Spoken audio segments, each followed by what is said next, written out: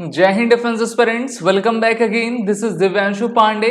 Iran ने Tuesday की night को एक भीषण हमला इजराइल के टेरिटरी पर किया है, जहां पर ईरान ने अंधाधुंध बैलिस्टिक मिसाइल्स की फायरिंग ईरान के टेरिटरी पर की है। तो मिडिल ईस्ट में एक बार फिर से युद्ध का माहौल गर्मा गया है, जिसके बारे में हम आज के इस वीडियो में बात करेंगे। तो चलिए शुरुआत करते हैं आज के सेशन की। हम सभी जानते हैं कि पिछले साल 7 अक्टूबर 2023 से ही इजराइल वर्सेस हमास युद्ध चल रहा है। इजराइल ने हमास को पूरी तरीके से लगभग न्यूट्रलाइज कर दिया है, लेकिन वहीं पर ईरान जो इस युद्ध के पीछे है और मेन मास्टरमाइंड है, इनके द्वारा ट्यूसडे की रात लगभग 10 बजे के करीब टोटल 181 बैलिस्टिक मिसाइल्स को इजराइल के टेरिटरी पर फायर किया गया। और यहां पर इस जब मिसाइल की फायरिंग हुई तो 10 मिलियन इजरायलीज को जो है बॉम्ब शेल्टर में शरण लेनी पड़ी है। तो अभी तक हम देख रहे थे कि ईरान कह रहा था कि हम इनसे बदला जरूर लेंगे, और ईरान के द्वारा यह दूसरा अटैक इजराइल के टेरिटरी पर किया गया है। अभी इजराइल मेनली लेबनान में हिजबुल्लाह के खिलाफ आपका युद्ध लड़ रहा है, और कल तक ये न्यूज आ रही थी कि इजराइल की जो सेना है वो लेबनान के अंदर आपकी घुसेगी और सदर्न लेबनान में जितने भी सैनिक अड्डे हिजबुल्लाह आतंकवादी संगठन के द्वारा बनाया गया है उसको न्यूट्रलाइज करेगी। और मेरे ख्याल से इसी चीज को रोकने के लिए इजराइल के ग्राउंड ट्रूप मूवमेंट को लेबनान में रोकने के लिए ईरान के द्वारा ये किया गया, जिससे कि इजराइल का ध्यान भंग हो सके और लेबनान के हिजबुल्लाह को मौका मिल सके कि वो रीलोकेट आपका हो सके। क्योंकि हम जानते हैं कि जब भी वॉर होता है तो उसके कई डायमेंशंस रहा करते हैं। इजराइल की सेना के द्वारा कहा गया है कि that a large portion of the missile was intercepted by the country's advanced missile defense system। हम जानते हैं कि इजराइल के द्वारा आयरन डोम और एरो 3 नामक एडवांस एयर डिफेंस सिस्टम का प्रयोग किया जाता है, जिससे कि वो अपने पूरे देश को एक शील्ड कवर में रखी हुई हैं, और 99% उन्होंने इस हमले को न्यूट्रलाइज आपका कर दिया है। और बाकी 1% जो रहता है तो इधर उधर जब जो भी रॉकेट्स आपके गिरते हैं खाली प्लेसेस पे, उनको इजराइल की मिसाइल आपके टारगेट नहीं किया करती हैं। ईरान के द्वारा जो मिसाइल्स आपकी टारगेट की गई हैं वो बैलिस्टिक मिसाइल हैं। बैलिस्टिक मिसाइल वायुमंडल के सतह के ऊपर से ट्रेवल करती हैं, जिससे कि कोई देश ये नहीं कह सकता कि आपने हमारे एयर टेरिटरी का वायलेशन कर दिया है। तो ये चीजें होती जा रही हैं। इससे पहले जो है जो अटैक हुआ था इजराइल के ऊपर, उसमें लगभग 300 के करीब ईरान के द्वारा मिसाइल्स और ड्रोन अटैक्स किए गए थे। ईरान ने इजराइल के ऊपर किया था। तो इमीडिएट रिस्पांस देते हुए इजराइल के प्राइम मिनिस्टर बेंजामिन नेतन्याहू के द्वारा कहा गया कि Iran had a big mistake and want Tehran that it will pay for it. यानी कि तेहरान ने ऐसा कर कर गलती कर दी है और अब इनको इनकी कारनामे की भारी कीमत चुकानी पड़ेगी। The missile Salvo is the second direct attack by Iran on Israel this year. इससे पहले इनके द्वारा अप्रैल मंथ में आपका अटैक इजराइल के ऊपर किया गया था। सबसे पहले अगर आप इस मिडिल ईस्ट के मैप को काफी ध्यान से देखोगे तो आपको ये ईरान दिखेगा, इधर किधर इनकी जो राजधानी तेहरान है, और ईरान के बाद इनका बॉर्डर, ईरान का बॉर्डर इराक से लगता है, और इराक का बॉर्डर जो है सीरिया से लगता है। इसके बाद सीरिया का बॉर्डर आपके इजराइल से लगता है। तो लगभग 4-5 हजार किलोमीटर की दूरी ईरान और इजराइल के बीच में है। तो ईरान का वैसा तो कोई भी हम कह सकते हैं कि जमीनी विवाद इजराइल से नहीं है, लेकिन हम जानते हैं कि ये जो लड़ाई है वो एक धार्मिक लड़ाई है, और इस्लाम कहता है कि यहूदी को हम बर्दाश्त नहीं कर सकते।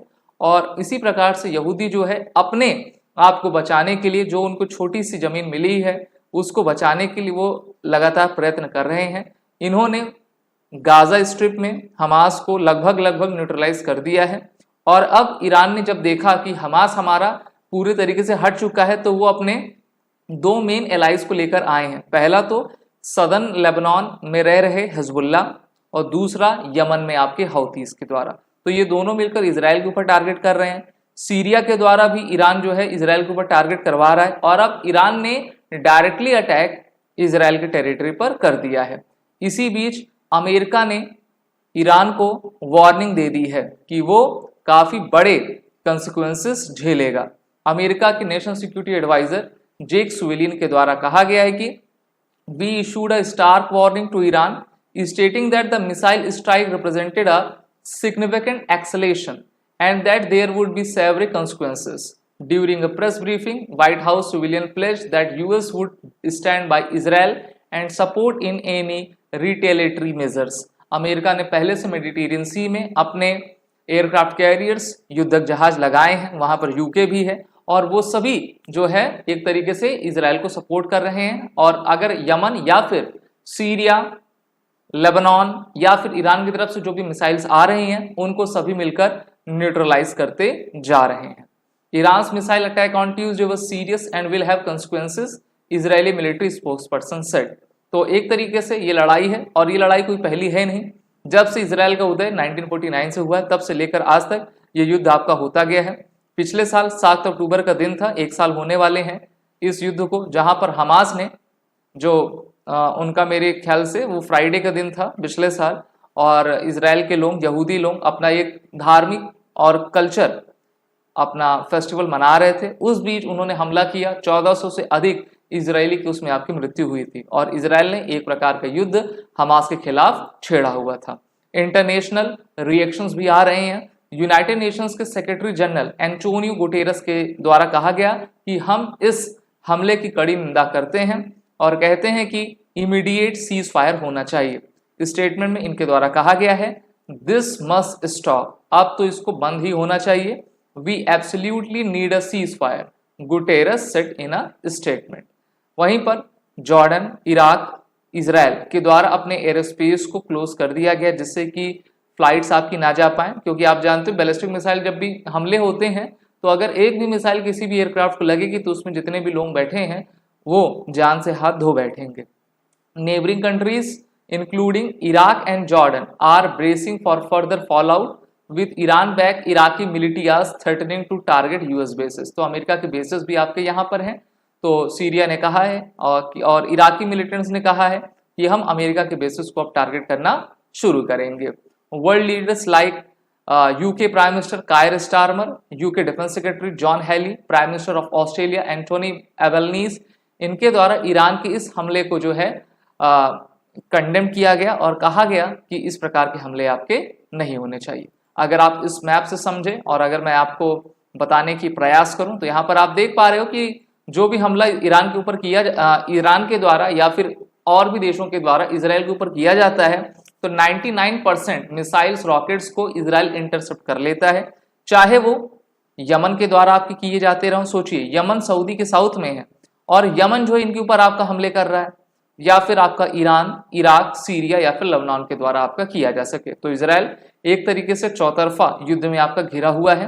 भारत की तरफ से प्रतिक्रिया हमारे विदेश मंत्री डॉक्टर सुब्रमण्यम जयशंकर ने दी है कि India is very much concern at the possibility of broadening of the conflict in the middle east, क्योंकि भारत को व्यापार भी करना है, भारत को अपनी जीडीपी ग्रोथ बढ़ानी है और इस प्रकार की युद्ध से किसी का भला नहीं होने वाला। ईरान के पास इतनी कैपेसिटी, कैपेबिलिटी नहीं है कि वो इजराइल से आपका लड़ सके। और मैंने आपको कहा कि इजराइल की सेना लेबनान में घुसना चाहती है और उससे ध्यान भटकाने के लिए ईरान के द्वारा ये कारनामा आपका किया गया है। लेकिन अब इजराइल, हम सभी जानते हैं कि वो जवाब जरूर देता है और अभी हिजबुल्लाह का नया चीफ हसीम सैफुद्दीन आपका बना हुआ है जो कि हसन नसरल्लाह का चचेरा भाई है और ये भी अब इजराइल और अमेरिका के टारगेट पर आपका आ गया है। वहीं पर हमने ये भी देखा था किस तरीके से जो है ये युद्ध आपका बढ़ता जा रहा है और ईरान के जो सुप्रीम लीडर हैं, 97 वर्ष इनकी उम्र है, इनका नाम है अली खमेनी।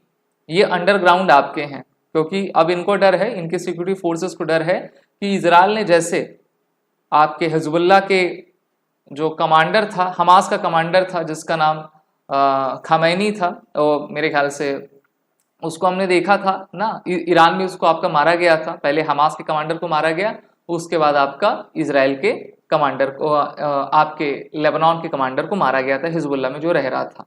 तो इस तरीके से हानिया की मृत्यु हुई और अब जो है सैफुद्दीन नई गद्दी पर आपका बैठा हुआ है। तो ये पहले मैप देखिए आप सभी।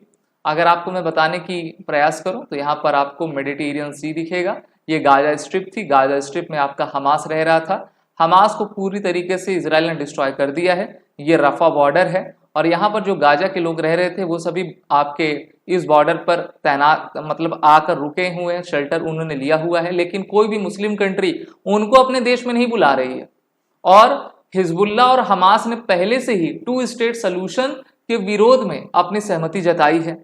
भारत तो कहता है कि 2 स्टेट सोल्यूशन होना चाहिए, लेकिन जब ईरान ही नहीं चाहता कि 2 स्टेट सोल्यूशन हो तो ये मामला कैसे आपका निपटेगा? तो ये सबसे बड़ा यक्ष प्रश्न चल रहा है। और किस तरीके से मिडिल ईस्ट में आपकी कब शांति हो पाएगी, शांति बहाल हो पाएगी, ये देखना उचित होगा। लेकिन इजराइल अपने एक एक दुश्मन को लगातार कमजोर इसी के साथ करता जा रहा है। वीडियो विश्लेषण अच्छा लगा तो इसको लाइक करें, शेयर करें। These are the courses run with SSB crack exam, जिसमें आपको एडमिशन लेकर अपने आने वाले एग्जाम की तैयारी बेहतर करनी है। वॉर10 कोड का यूज कर लीजिए। जय हिंद। अगर आप एक डिफेंस एस्पिरेंट हैं और SSB interview, NDA, CDS, AFCAT जैसे एग्जाम्स के लिए प्रिपेयर कर रहे हैं तो आप एसएसबी क्रैक एग्जाम्स के कोर्स को चेक करना ना भूलें। आप हमारी लर्निंग एप्लीकेशन को गूगल प्ले स्टोर से भी डाउनलोड कर सकते हैं।